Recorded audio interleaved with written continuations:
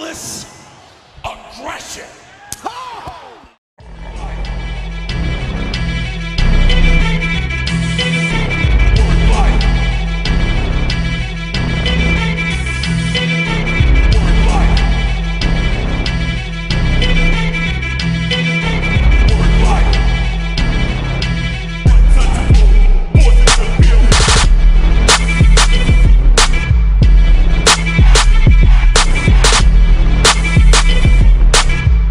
Salut à tous, les Catchus et les Catchix, et bienvenue dans ce nouvel épisode de Ruthless Aggression. Donc, série dédiée à la Ruthless Aggression Era. Du coup, ça sera un épisode assez exceptionnel. C'était pas prévu, donc c'est le deuxième épisode du mois de février, du coup.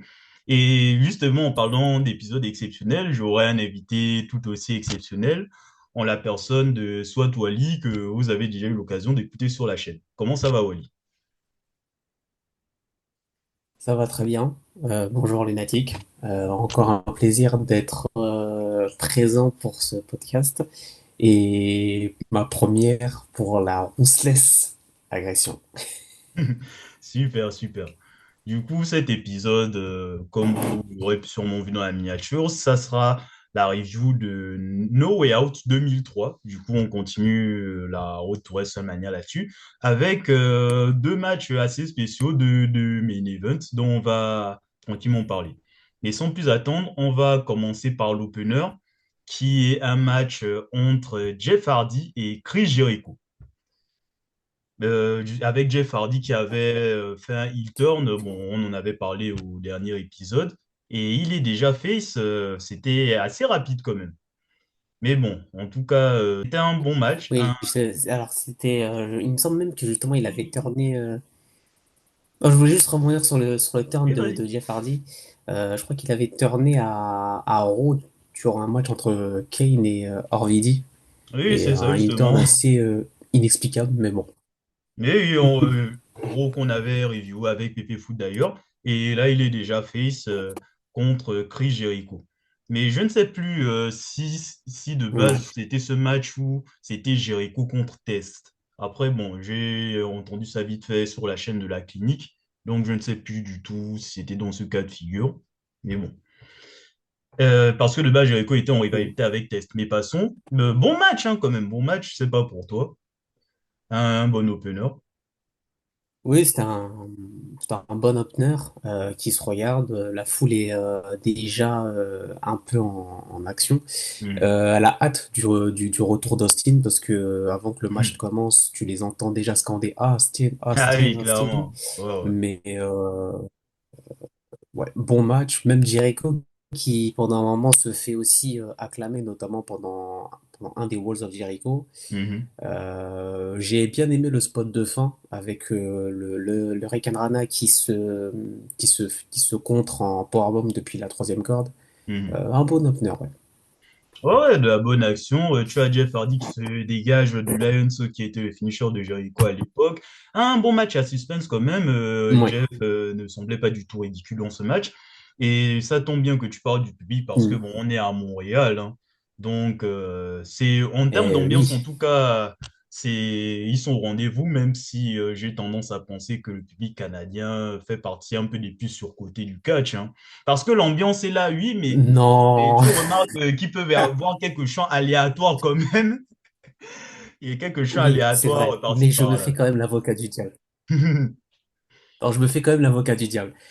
Parce que j'ai été à Montréal, j'ai fait des shows et je pense que comme le public francophone du Mhm. Canada est très bon. Après, le public anglophone, je vais pas dire que c'est comme les États-Unis, mais voilà, c'est pas pareil. Bon, au moins, il y a de la vie. Il y a de la vie. C'est ça l'importance. Du coup, Jericho gagne sur le C'est ça. Jericho gagne sur le Walls of Jericho assez dur quand même. Il ne voulait, au point où il ne voulait pas lâcher. Et tu as HBK qui vient à Mhm. la rescousse. Voilà, il vient à la rescousse et pour aider Jeff Hardy. Et tu as Christian qui arrive pour venir sauver Jericho, aider Mhm. Jericho. Mais la question que je me pose depuis un bon moment, c'est C'était une vraie association, les deux, en 2003? Parce que c'est vrai qu'ils ont été champions par équipe, mais j'imaginais pas que ça dure aussi longtemps, en fait. Alors entre Jericho et Christian, tu parles? Ouais, Oui, parce qu'il me semble que ça va jusqu'à WrestleMania 20 où justement ils ont leur match avec la trahison de Trish Stratus sur Jericho, je crois. Donc oui, effectivement, ça a duré Ah un oui, petit c'est vrai, moment. c'est vrai. Euh, Ah oui, mais c'est vrai, je il y a crois que, par contre, ils n'étaient pas directement en Amérique. Parce qu'avant ça, Christian faisait partie des Un-Americans avec Test et Landstorm. c'est ça. Euh, donc, ouais. Ouais, ah oui, c'est vrai qu'il y avait le match entre Christian et Jericho. Ouais, c'est vu comme ça, c'est tout à fait logique. Ben, du coup, Shawn Michaels, il réussit à se débarrasser de Jericho et il met un switching music à ce bon vieux Christian. Bon, Hmm. Christian, c'était plus pour faire le sac de frappe. Ensuite, Le punching, voilà. nous avons Kurt Angle qui coach un peu Shelton Benjamin et Charlie Haas, puisqu'ils ont un match par équipe contre Edge, Chris Benoit et Brock Lesnar. Et en gros, aucune défaite n'est acceptable et que du coup, c'est des grosses menaces en face d'eux. Faut pas que leur premier match, ils perdent déjà. Du coup, Kurt Angle a un plan, en gros. Du coup, ben, il explique le plan. Hmm. Ben, on n'entendra pas le plan puisqu'il y a une limousine qui arrive et c'est Evolution qui sort de la limousine, en gros. Match suivant Hmm. pour... Ah, avant la note. La note, j'ai mis 7 sur 10. À Jeff Hardy et Chris Jericho. Ok. Oh, moi, 6,5. Combien? 6,5. Ah oui, t'es dur, hein. Le match ne t'a pas plus transcendé que ça, en fait. Bah, c'était un bon opener, mais bah, je me suis pas levé de mon canapé non plus.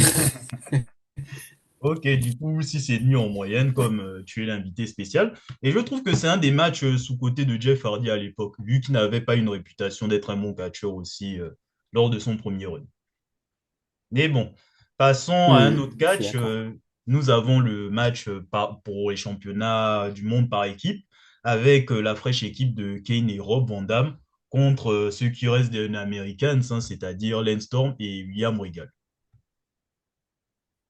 Hmm. Bon, je vais te laisser commencer hein, parce que perso, le match, bon, c'était là, quoi. Bah, oui. Bah, alors pour moi, alors c'était quand même globalement un match de weekly. Donc on a les challengers qui rentrent en premier. Ça, je sais que beaucoup n'aiment pas quand les challengers, enfin les champions rentrent en premier, alors que ça devrait plutôt être les challengers. Mhm. Mention à la shape de Kane de cette époque. J'aimais vraiment beaucoup cette version-là Ah, et Kane de Prime. Kane. C'est dommage que le H l'a tué. J'ai noté la non-réaction du public vis-à-vis des Un-Americans. Pourtant, Lance Storm, c'est un Canadien. Mais j'ai été surpris qu'il y ait eu zéro réaction les concernant. Perso, ça m'a pas Rob Van Dam étonné, mais qui bon. est, qui est bah, Non, moi, ça mais m'a étonné pour le coup. c'est une équipe boring Enfin, aussi, donc ça m'a pas choqué, mais le contraire aussi, ça n'aurait pas été étonnant qu'il bah, y ait des réactions, quoi. cette version-là, effectivement, oui, ça fait pas rêver. Mais pour le coup, après, tu as quand même trois bons catcheurs techniques et un gros bourrin. Donc, Mhm. et c'est pour ça que justement l'association entre RVD et Kane est plutôt bonne parce que t'as le côté technique en fait de RVD et toute la puissance de Kane qui sont bien complémentaires en fait entre les deux. Mhm. Et c'est même là-dessus que justement les Un-Americans en fait vont se jouer pour gagner le match. Ouais, Parce j'ai qu'en bien fait, aimé ils la... vont se servir du masque de Kane. Ouais. Ouais, c'était plutôt original. Donc tu as Storm en fait qui aveugle Kane et Kane en fait En qui retournant ne le voit masque, plus et en fait sent une effectivement. présence. C'est ça. Qui sent une présence et du coup Chokeslam en fait Rob Van Dam sans le vouloir et à ce moment-là, tu as Lance Storm qui retient, en tout cas, qui met de côté Kane pour que William Regal en fait puisse faire tomber en fait sur un Rob Van Dam qui vient de se prendre ce shotgun. Donc une bonne tactique de heal, mais sur le contenu du match, on est quand même sur un match qu'on aurait très bien pu voir à Raw, honnêtement. Ah oui, clairement, hein, je suis tout à fait d'accord avec toi, hein. Et en guise de note, moi j'ai mis 5,5. Le demi-point, c'est plus dû à la fin originale. Mais sinon, à part ça, bon, c'est pas spécialement intéressant. Hmm. Ouais. Du coup, tu Et prends la ben même note moi que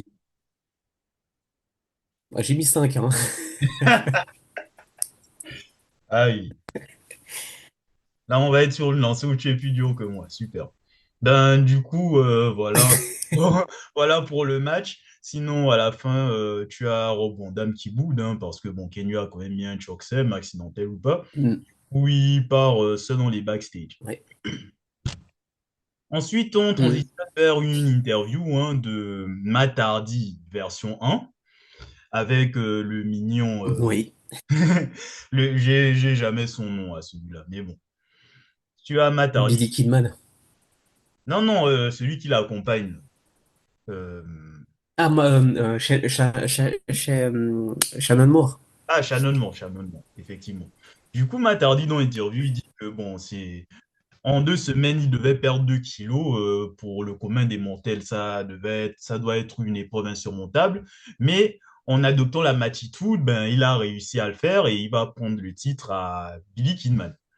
Du coup, il y a Jeff Hardy qui arrive complètement bredouille là, et tu as Matt Hardy qui est en mode que, bon, Jeff, si tu étais sorti de ton imaginaire, si tu sortais un peu de ton monde, je me demande si c'est pas une shoot d'ailleurs, euh, et que tu avais adopté la matchitude, surtout vu les dossiers sur Jeff, je me demande si c'est pas un shoot, bah, tu n'aurais certainement pas perdu ton match. Et Possible. et Jeff répond avec une baffe, et rien qu'en une baffe, Jeff montre une fois de plus que même là, il était meilleur que ce Jobber, quoi. Maintenant, Matardi, il veut se jeter sur son frère, mais Shannon Moore lui dit que son match va arriver tout de suite, en fait. Et ensuite, Ouais. et tu as Billy Kidman qui fait son entrée sous une musique qui ne mérite clairement pas, hein, en soi. Bon. Ça, c'est vraiment ça, c'est D'accord. vraiment Create Your Superstar sur SmackDown versus Raw. Tu essaies de lui mettre une musique stylée, mais il ressemble à rien, quoi, en soi. Et tu as Matt Hardy qui Ouais, fait. c'est Red et Green, là. C'est ça, c'est ça. Donc, tu as Jobber Hardy contre l'autre random. Franchement, j'en avais rien à foutre du match, hein. J'ai mis 5, hein, en soi. On a essayé Ah. de nous faire Moi, j'ai un quand même match. privé. On nous a mis un match digne de WrestleMania, mais sauf que ça marchait pas avec moi, quoi. Tu as Billy Kidman qui se dégage d'un Twist of Fate. Et comment voulez-vous que je prenne Oui. le perso de Matt Hardy au sérieux, quoi, obligé de faire un avalanche Twist of Fate, mais au moins il gagne pratiquement clean. Du coup, nouveau champion Cruiserweight Matt Hardy. Voilà, on est content. Du coup, si tu as des Je choses suis à d'accord. rajouter ou défendre ce match, vas-y. Oui, j'ai quelques remarques sur ce match-là. Bah, tout d'abord, j'ai remarqué qu'en fait, dans ce match-là, quand même, Matardi en fait a dominé quasiment tout le match. Il y a eu vraiment très peu de moments où en fait Shannon Moore a pris le dessus. Bon, C'est c'était ça. vraiment très très court. J'ai retrouvé des éléments qu'on avait durant le match entre Jericho et Jeff Hardy, notamment quand Matt, tu sais, quand le heel en fait attrape le face et par derrière, soit c'est un étranglement, soit c'est avec les bras et avec le genou contre contre la colonne vertébrale et avec le face qui essaye de se dégager et le public qui soutient. Ouais. Et puis certains autres contres quand Shannon Moore en fait essaye de faire des prises. Il y a des éléments que j'ai retrouvés. T'avais l'impression que c'était le même producteur en fait qui avait produit le match. J'ai été étonné par la fin.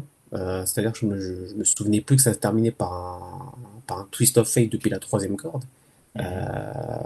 Ça, typiquement, ce genre de finish-là, effectivement, faut garder ça pour WrestleMania. Bah Ce oui. qui fait que le premier Twist of Fate, en fait, pendant le match, m'a surpris. Je m'attendais vraiment pas à ce que Shannon Moore, en fait, se dégage du Twist of Fate. Ellie Kidman. Ben, Donc, tu vois à quel point ces donc ouais, cruiserweights sont interchangeables. Donc, je suis d'accord, je suis d'accord. Et petite notion, ouais, note par rapport à Matt Hardy, c'est que bah, le finish de ce match-là, ils auraient dû garder ce finish-là quelques années plus tard dans sa feud contre Edge qu'il aurait dû gagner. Voilà. bon, est-ce qu'il aurait dû gagner? Je ne sais pas. Mais oui, effectivement, ça aurait pu ajouter un peu plus d'intensité à la feud contre Edge. Maintenant, bon, j'ai déjà Mm. donné ma note, c'est 5. Et du coup, pour ta part, quelle est ta note? Descends que tu seras moins dur. Bon, à 5 aussi. Je peux répondre. Allez, let's go pour le 5. Et comme il faut trouver, pour dire un truc positif à Matt Hardy, du moins à la gimmick, hein, bon, moi, c'est ses descriptions Skyblog. Au moins, bon, comme on est en pleine période, ça affiche qu'il déteste le froid et qu'il prend du chocolat chaud pour compenser. Bon, voilà. Juste, juste Moi, j'aimais après. bien. Vas-y, essaie de défendre cette chose-là. Vas-y, vas-y. Non, mais en fait, c'était une gimmick assez, bah déjà, c'était une gimmick. Oui, c'est vrai. Donc déjà, voilà, il y a un personnage. C'est vrai, c'est vrai. Mais je trouve que c'était intéressant. En fait, je trouvais ça intéressant et ça, c'était mentionné justement par les couloirs du catch. Vas-y. Les Matt Hardy Facts qu'il y avait Mhm. durant son entrée, ça, c'était plutôt intéressant. Euh, et puis, il me semble que cette gimmick, c'était une idée de Matt directement. Et ça Mhm. montre encore une fois que bah, c'est un type en fait qui a énormément d'idées et d'inspiration en fait. Oui, ça, je lui enlève pas, hein. Et comme Déjà à je l'ai l'époque. dit dans la précédente review, c'était révolutionnaire à l'époque. Mais bon, en dehors de ça, bon, je vois rien d'autre, quoi. De si exceptionnel. Mais bon. Au moins, il a un personnage, ça Oui, lui permet après oui, d'avoir du temps de effectivement. télé. Et déjà ça. Ouais, c'est ça. Ensuite, tu parlais de Edge tout à l'heure, ça tombe bien. Tu vois Edge qui est complètement KO dans les backstage, qui est en train de se faire aider par les secours. Et t'as Brock Lesnar et Chris Hmm, Benoit qui viennent en mode que qu'est-ce qui se passe, qu'est-ce qu'on va faire. Du coup, Stephanie McMahon les envoie se décider un peu sur comment ils vont gérer le match, en fait, puisque de base, ça devait être en 3v3. Donc, la suite au prochain hmm. segment. C'est pas à ce moment-là où Edge s'est brisé la nuque, je sais pas. Parce que en 2003, on ne le voit pas, Edge. Il Euh, a une blessure à la nuque, il me semble. ouais, il me semble que c'est à cette période-là, c'est vers cette période-là qu'il se fait cette première grosse blessure. Mais Mhm. je t'avoue, je me souviens plus exactement, mais c'est très probable que ce soit durant cette période-là. Mhm. Ouais, ouais, je me dis aussi, ouais. Ensuite, nous avons le match entre l'Undertaker et le Big Show. On nous montre d'abord un clip de rivalité, parce que personnellement, je ne savais pas d'où ça sortait. Et en fait, c'est après le Hell in a Cell, le Big Show qui a jeté l'Undertaker à travers la scène. Du coup, on l'a plus vu pendant 3 mois et d'où son retour au Rumble. Mais mine de rien, le Big Show, ils ont Hmm. beaucoup essayé hein, à ce début de Rousseff Agression. Comme. Ils ont beaucoup essayé avec lui. Hein. Ouais. Ah, et Hmm, hmm, on hmm. nous le Et vendait vraiment. ça va se poursuivre hein, dans l'année 2001-2003. Hmm. Vraiment, on nous le vend comme une menace. Et du coup, et d'ailleurs, ce clip de Fuse m'a fait réaliser que Chris Canyon était encore sous contrat avec WWE quand même. C'est une dinguerie de se dire ça. Quoi. En plus, Ouais, c'est assez paradoxal effectivement. que la seule fois où on le voit, c'est il fait un face-à-face avec le Taker, quoi. Au vu des anecdotes Mauvais backstage. souvenir. Ouais, c'est une des victimes de l'invasion. Mais bon, ce match, Mais vraiment.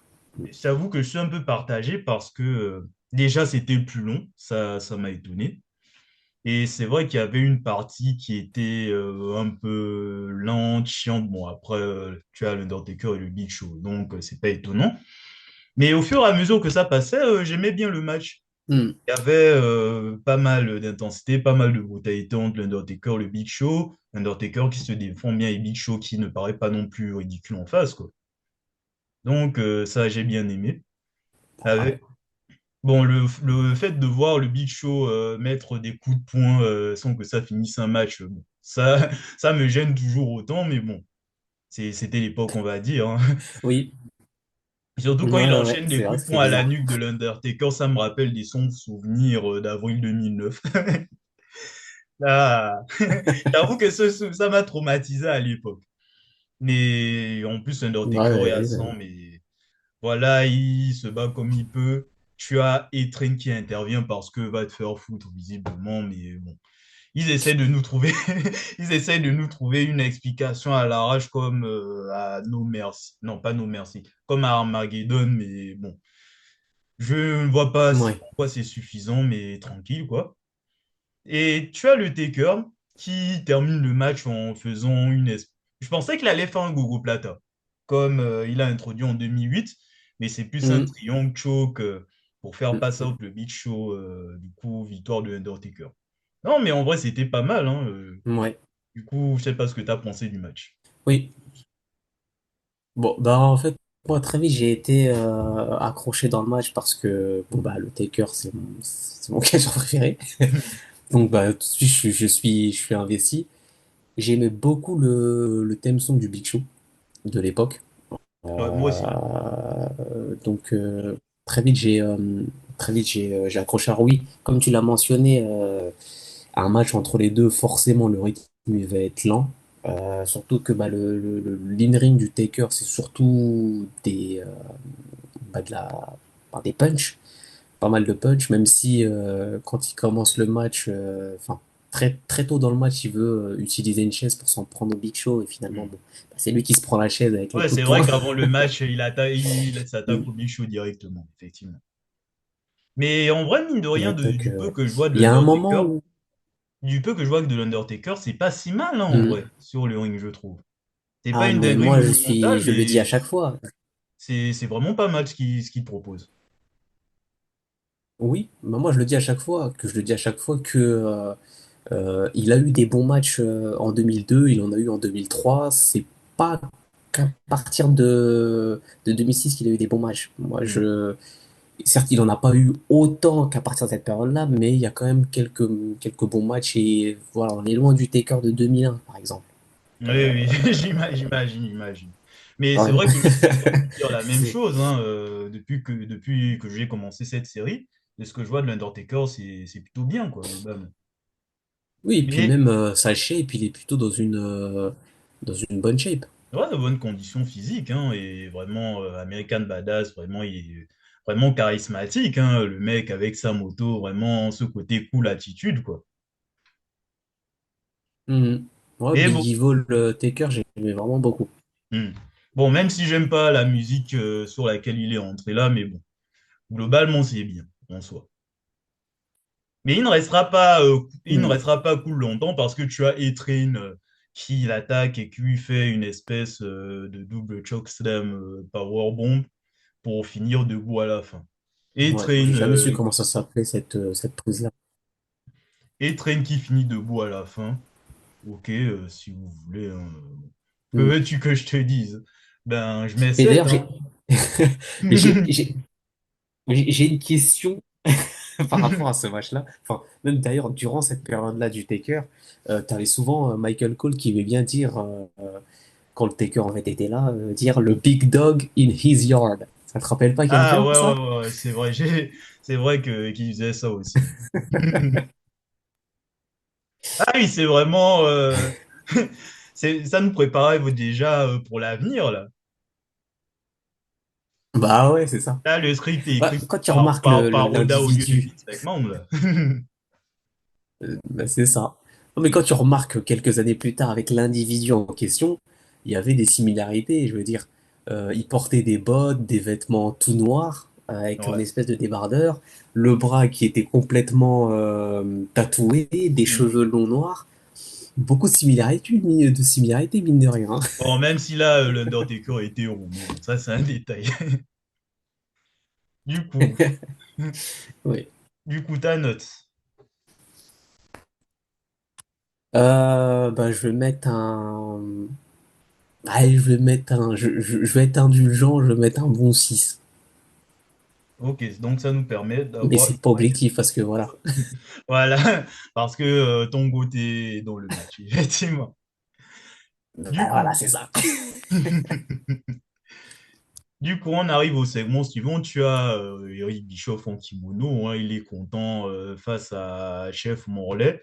Du coup, il est en mode que Chef, je suis prêt pour mon match contre Austin, là. Après ma petite démonstration face à Jim Ross à Raw, parce que bon, à Raw, il a éclaté du parpaing sur la tête du pauvre Jim Ross. Du coup, ben, Jim Ross rip, hein. Et maintenant, ils sont en train de réfléchir sur la stipulation du match.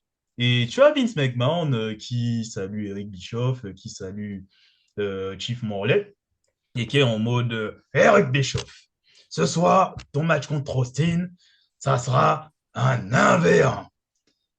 Et personne n'interviendra. La moindre personne qui intervient sera fired. Voilà. Du coup, ben, Eric Bischoff devra se débrouiller tout seul contre Austin. Bonne chance. Ouais. Mm. Du coup, ça nous permet, en attendant que Bischoff trouve une stratégie pour s'en sortir, on a justement le match 3v3 qui devient du coup un 3v2 entre Team Angle et Mm. l'équipe composée de Brock Lesnar et Chris Benoit. Du coup, je te laisse commencer par Ouais. donner ton avis sur le match. Ah, oui, alors tout d'abord, l'entrée de la Team Angle, c'est juste classe. Juste Très waouh, classe. vraiment l'entrée. Ouais. Les trois qui ont des titres chacun. Bon, bah, Kurt Angle, la machine zéro défaut. Donc, Clairement. ça déjà, je tenais à le dire. Hein. Début de match assez dynamique avec Lesnar qui tout de suite en fait domine Charlie Haas et Shelton Benjamin, mais Mhm. qui tout de même en fait cherche à avoir Angle qui le fuit durant le C'est début de ça. match. C'est fou de se dire qu'à cette période-là, bah, Angle, je crois qu'il est pas mal blessé et pourtant t'en as même pas l'impression quand tu le vois. Ah oui, clairement.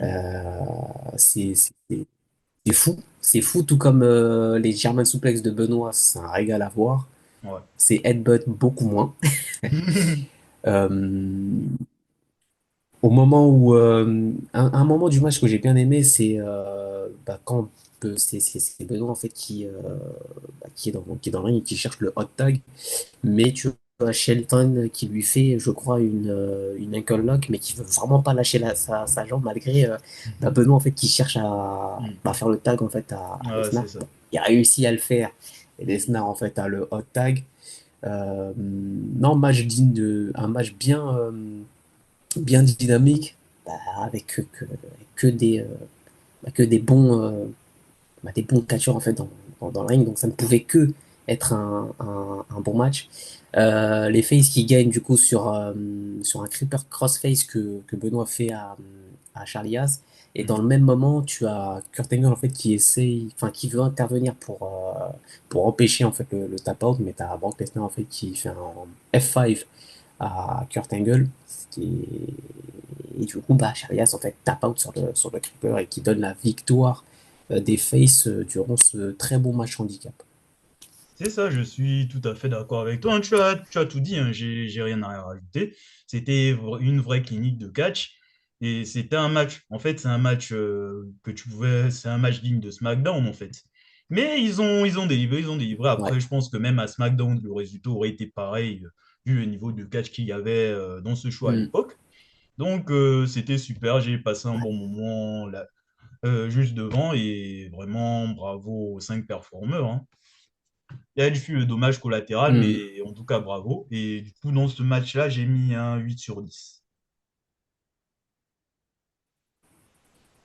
Ah, c'était 7,5 pour moi. Ah oui, là, tu es très Et exigeant spoiler, là c'est ma pour meilleure note. ce show-là. Allez, allez, 7,5, 7,5. Donc, voilà, ce match-là, en tout cas, il y avait de quoi être bien réveillé si jamais on était endormi, même s'il y avait l'Undertaker contre le Big Show. Et sans transition, on arrive à Mm. une espèce de retour à la réalité, on va dire. Scott Steiner. Alors là, contre le H. Et là, je vois qu'il entre seulement avec Riffer, mais j'étais en mode que, mais ils sont passés où les deux autres? Ils sont déjà blessés, qu'est-ce qui se ah bah passe? oui. Ah, ils sont Et pas là par hasard, hein. ah oui, clairement. Parce que là, le match, je t'avoue, c'était pas terrible hein, en soi. Non, mais c'est vrai que je disais bien Ah que non, je faisais la propagande que ouais, Steiner, il avait l'air cool, j'aime bien, mais au niveau du match, même le H, bon, lui-même, ils ne sont pas faire d'efforts, hein, tant d'efforts que ça. En vrai, je me suis fait chier, quoi. Le ouais, mais match, il y a... le match pourtant Oui, bah, a duré 12 minutes, hein, mais ressenti 30 quoi. C'est- ouais, il a duré plus longtemps que le match du Taker. Ah oui, vraiment, c'était assez affligeant avec Riffler qui fait des interventions. Euh, je t'avoue que limite, j'ai même oublié la majorité des phases du match tellement il n'y avait rien, quoi.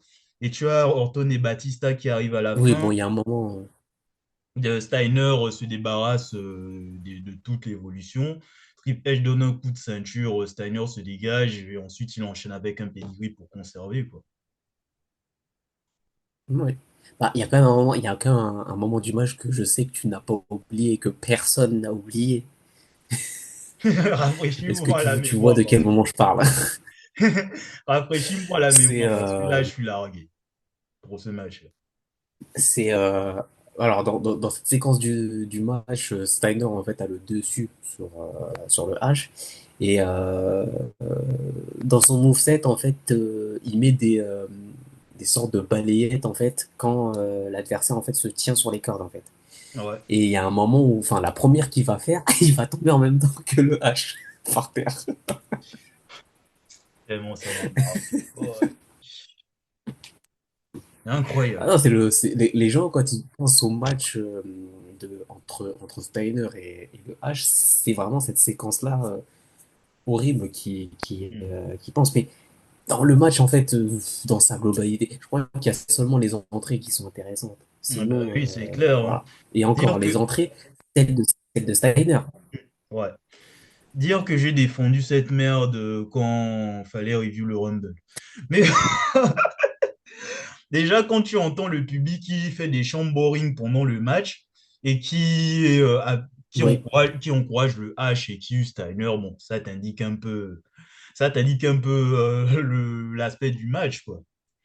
Donc, pour ce match, oui. C'est vrai que oui, c'est vrai que le public qui finalement se retourne contre Steiner et acclame ce Triple H, ce Triple H qui enterre les gens, ce Triple H qui est gros, bon, c'est il n'était pas encore à ce moment-là. ah, ça Et ça commençait va quand pas même, hein. tarder, ça allait, on va dire ça. Ouais, Ben, on est du aux coup, prémices. ouais. Ben, 4 hein. Je pense que c'est la même chose pour toi, j'imagine. Ou tu veux enfoncer le coup? Je vais mettre 4 aussi. J'avoue que j'avais en tête 3,5, Ah, mais punaise. bah, on peut rester à 4. Ok, du coup, moyenne 4 sur 10. Bon, ben, ça s'annonce mal, hein. Enfin, on doit vraiment être mentalement préparé pour le règne de Théo, hein. De toute manière, j'arrête pas de lui dire. Mais bon, on verra dans les prochains shows. Du coup, là, on a Eric Bischoff qui se balade dans les couloirs du catch, hein. Il va bientôt faire son entrée. Et tu as pratiquement la moitié du roster qui est en train de regarder Bischoff et qui a hâte de le voir se faire Ouais, casser la gueule par Austin, hein. on Et, a tout ça. et il y a Tori Wilson aussi parmi le roster. Qu'est-ce qu'elle fait là? C'est quelqu'un de SmackDown, mais bon, Mhm. tranquille, c'est du catch, hein. Bon. Juste avant, j'ai envie de parler du type de feud parce que j'avais reviewé justement avec Pepe Foot. Et en fait, j'imaginais pas qu'on ne voit pas Austin de tout le programme, en fait. Parce que, il y avait Bischoff qui était en avis de recherche pour Stone Cold. Et tu Mhm. as, en fait, c'est Jim Ross qui annonce que Stone Cold sera présent à No Way Out, alors que Bischoff Ouais. était techniquement viré. Et Mhm. Mhm. En fait, moi, je pensais que c'était Stone Cold qui allait s'amener pour dire que je reviens, mais à condition d'affronter Bischoff, mais c'est Vince McMahon qui officialise le match. Oui. Mhm. Donc, je ne sais Mhm. pas si tu as des échos de pourquoi c'est arrivé. Non, en fait, quel a été le sens de la storyline? Je t'avoue que j'ai pas trop compris. Non, là, pour le coup, j'ai pas d'anecdote sur le sujet ou comment ça s'est fait.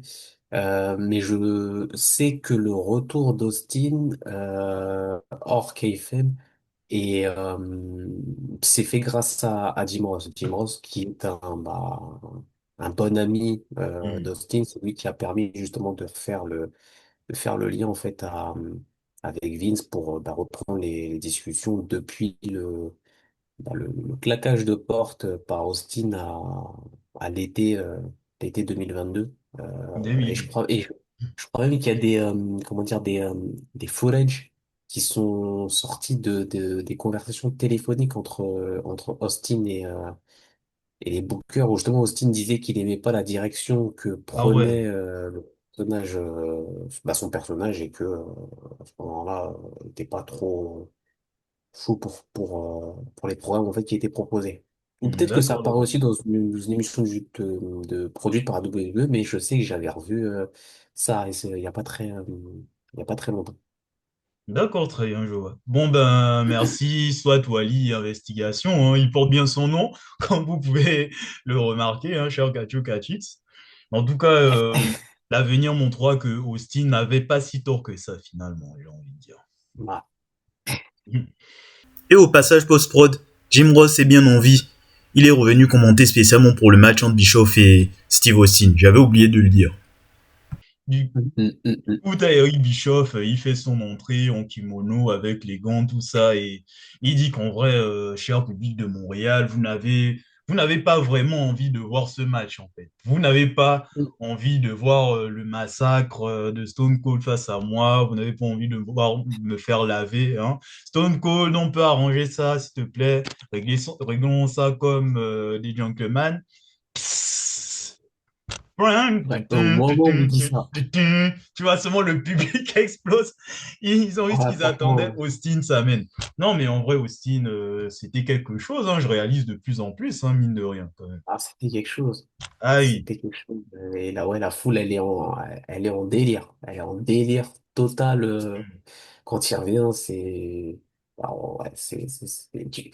tu pouvais pas, en fait, soit, en fait, ce match-là, tu le mettais en opener, soit, en fait, à la fin du show. Mais, ah oui, clairement, hein. clairement, Là, tu ne pouvais pas faire, faire autrement, hein, parce que tu vois, Austin s'amène. Il n'est même pas en tenue de catch, hein, il me semble. Bon, à ouais, bah, il est moitié, on va dire. Il est en short, bon, il a toujours sa veste Stone Cold. Bon. un peu comme contre Kevin Owens, en fait. Voilà, c'est Limite. ça. Ça m'a fait penser à ça, justement. Ouais. Et du coup, Eric Bischoff, il essaie de négocier. Bon, Stone Cold lui casse la gueule et il lui lave le cul, quoi. Et je, Clairement. et pour ce match, je vais commencer par la fin. Tu vas rire. Vas-y. J'ai mis 9 à ce match. Pour moi, c'est le meilleur match du show. Clairement. Non, mais parce qu'il y avait il y a une partie satisfaction et en plus tu vois que en plus avec Austin et Austin qui tabasse Bischoff pendant 4 minutes, c'est juste jubilatoire quoi. Là Mhm. bon, D'accord. ce squash là, c'était excellent en fait. Il enlève même les gants à Bischoff, il fait ses trademarks, il le tabasse à l'extérieur du ring.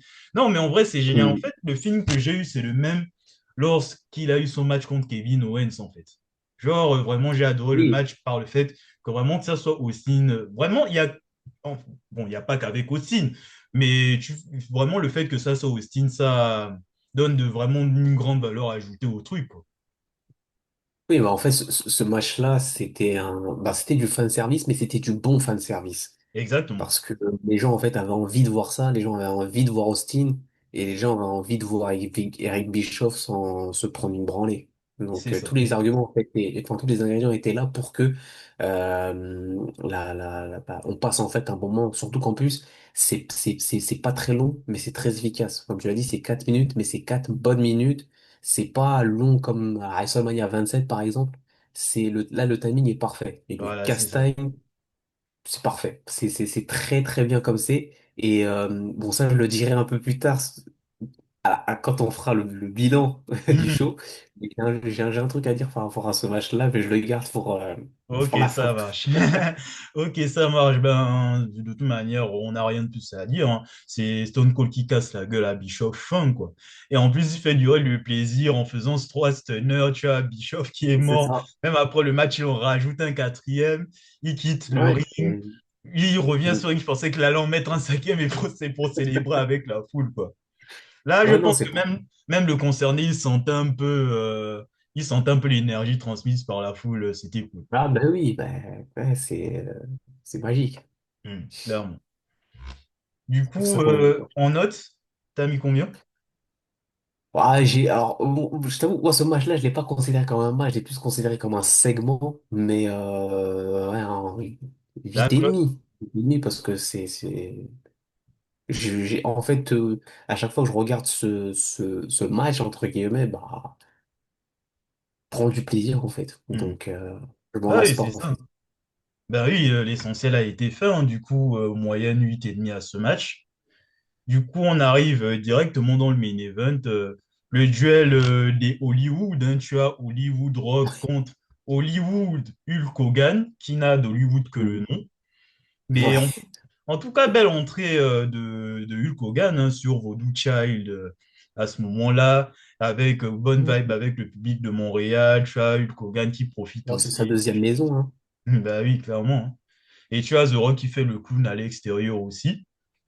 Et du coup, Excellent. il essaie de prendre Hogan par surprise, mais non, le match commence. Du coup, Hogan fait ses trademarks. Il y a The Rock qui arrive quand même à avoir une domination, qui à un moment prend le bandeau de Hogan pour le troller. À un Mm. moment, C'est marrant, ça. le public commence à acclamer The Rock. The Rock réussit à regagner de la hit quand même en continuant à faire le clown. Et il y a un truc qui m'a dérangé quand même. Là, un truc où je ne suis pas content. Tu as... Mm. c'est qui... Ah, tu as Hogan, je crois, il met un coup de chaise à The Rock. Il met Ouais. un coup de chaise à The Rock. Et à ce moment-là, il veut remettre en deuxième. Là, à ce moment, je me disais que c'est un match sans disqualification et peut-être que je ne le savais pas. Mais l'arbitre Mm. l'arrête. Mais dans ce cas, Ouais, pourquoi tu n'as tu pas sais arrêté le quoi? match à ce moment-là? Tu sais quoi? Je me suis noté exactement la même chose. Je me Bah suis oui. noté, il rate un coup de chaise. Enfin, le Rock rate un coup de chaise contre Hogan. Mhm. Hogan qui le frappe une première fois, puis la seconde fois dans le ring, mais l'arbitre l'arrête. Point d'exclamation, Mhm. point d'interrogation, je ne comprends pas. Mais j'avais oublié en fait, ça après tu le comprends Oui, après le oui, match, on le enfin comprend à la fin, oui, à effectivement. la fin.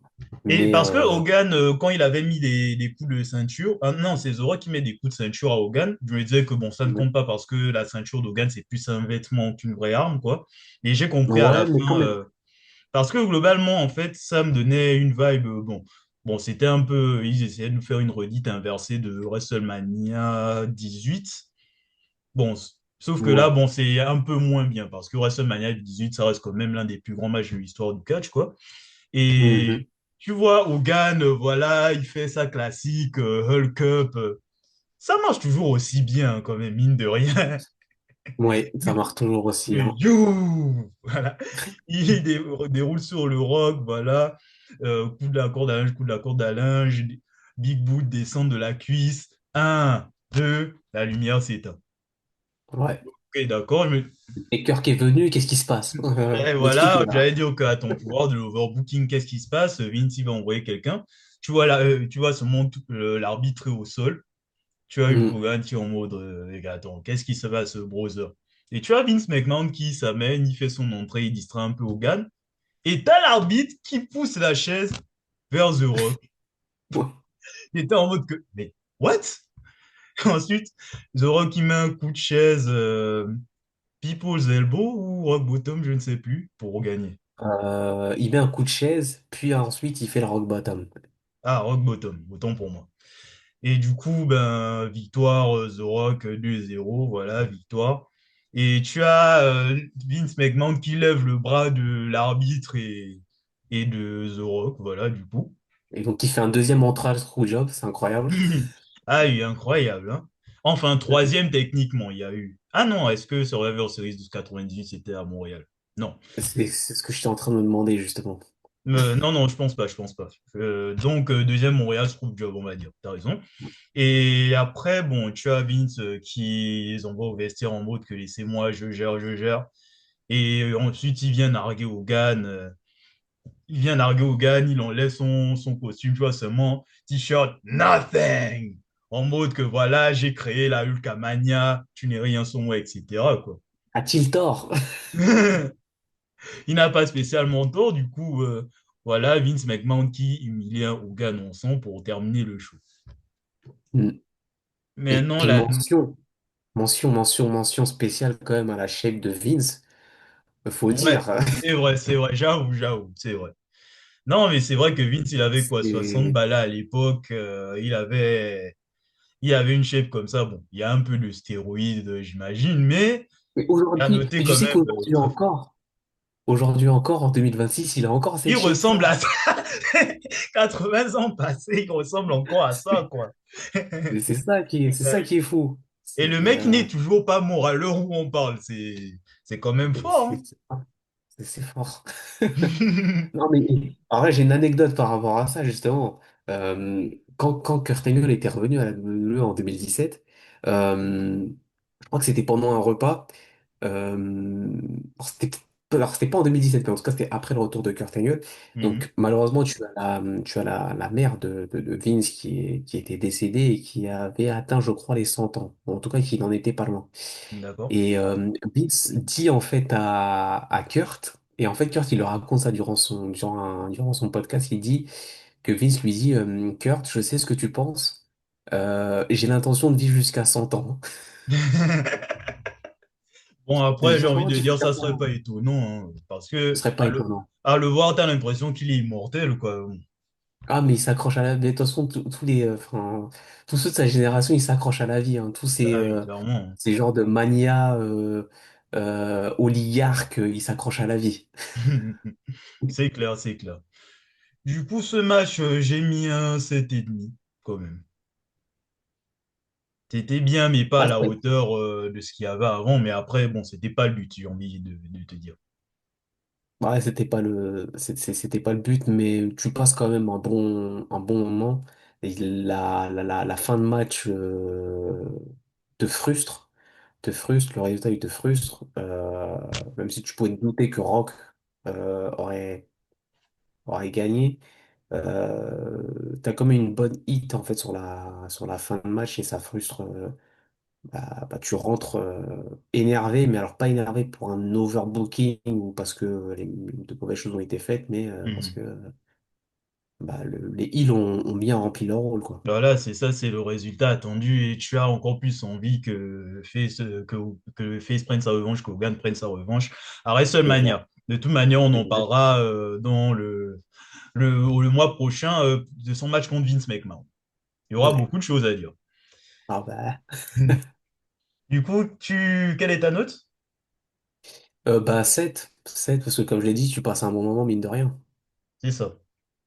Du coup, 7. Du coup, ça nous permet d'avoir une moyenne de No Way Out de 6,25 sur 10. Ouais, Oh, ça va. ouais, ça va, c'est un petit pay-per-view qui se laisse regarder, quoi. C'est une transition vers WrestleMania. Il y a eu des matchs plutôt sympas globalement, et on a eu d'autres qui furent moins sympas, du tout, voire même osef. Mais sinon, c'est pas mauvais, on passe un bon moment globalement, J'ai l'impression que tu es en train de lire mes notes tellement, hein. tellement c'est ce que Mais je me suis dit. C'est un show qui se regarde sans être incroyable, mais qui se regarde, t'as du bon et du moins bon. voilà, c'est ça. Non, mais moi, j'ai l'impression de le dire à chaque review, chaque de review de pay-per-view de la Roussesse Agression. Là, c'est vraiment une streak où il n'y a pas de truc qui soit mauvais dans l'absolu, en fait. Hmm. C'est ça. Ouais, c'est assez homogène en fait Mm. la qualité. Bon, bah, t'as certains programmes où tu sais où est-ce que ça va finir. Bon, le titre de bleu, tu sais où est-ce qu'on se dirige. Bah, c'est Angle Lesnar. C'est ça. Le Hogan McMahon. Taker Big Show, mais après c'est vrai que pour tous les autres qui ont été sur la carte, ça reste quand même assez ouvert. Tu sais pas ce Voilà, c'est ça. que Kane Van Damme vont faire, tu sais pas ce que les Un-American vont faire, tu sais pas encore qui Hunter va affronter pour son titre. Donc Mhm. pour les autres quand même ça reste ouvert donc, dans les semaines qui vont précéder en fait WrestleMania 19. C'est ça, ça reste tout aussi intriguant. Du coup, Mm. est-ce que tu as des choses à rajouter? Tu disais que tu avais des choses à rajouter avant qu'on ne se quitte. Oui, bah alors du coup, par rapport au match d'Austin, c'est clairement un match que j'aurais pu mettre en toute fin.